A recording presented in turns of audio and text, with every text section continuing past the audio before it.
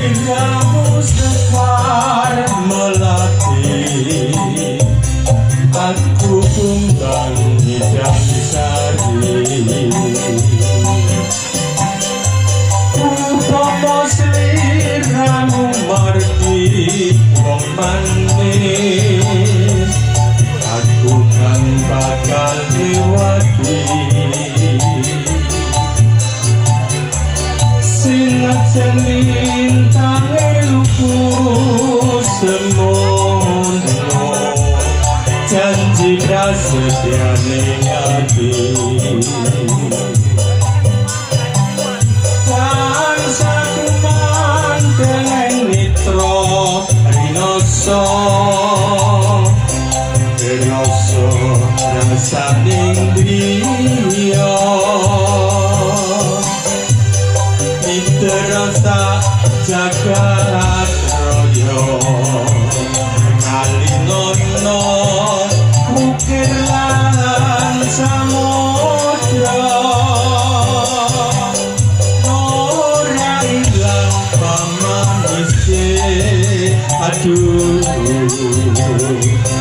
hati-hati selawase. Nalikani roh tinggalu hatiku, lam-lamen sira wong ayu. Nanti mati ora bakal lali, lakai lintangin aku.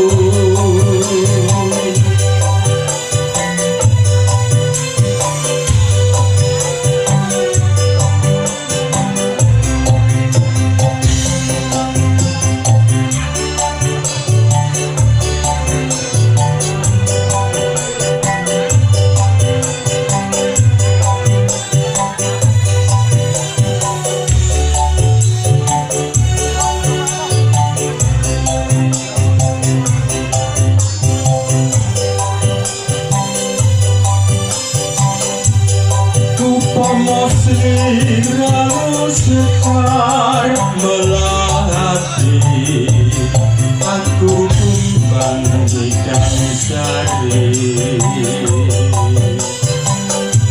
Umpama sliramu margi wong manis, aku sing bakal lewati.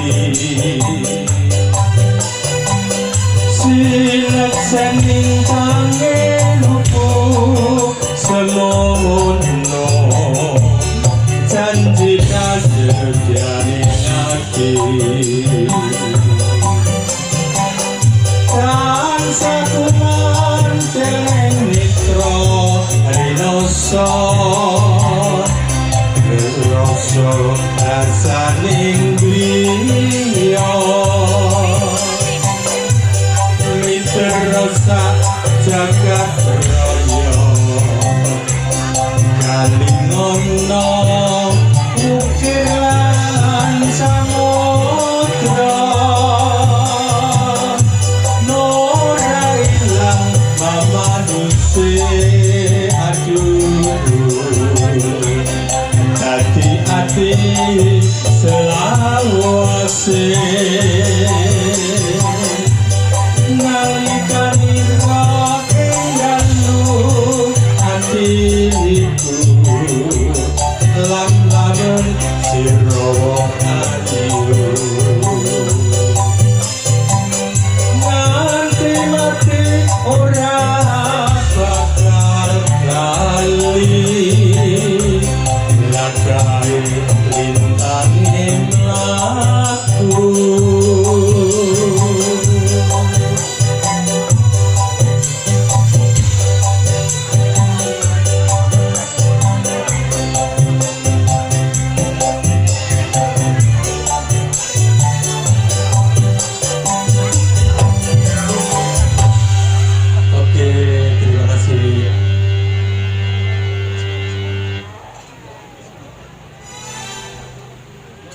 Bapak dan Ibu, tepuk tangan dong buat Pak Edi Supangkat.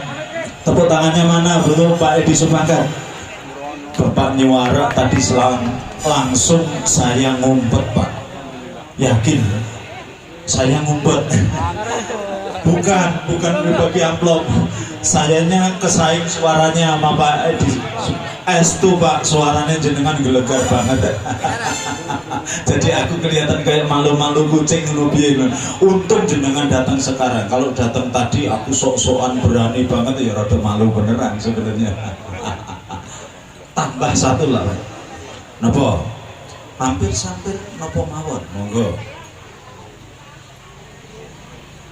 Sudah tadi.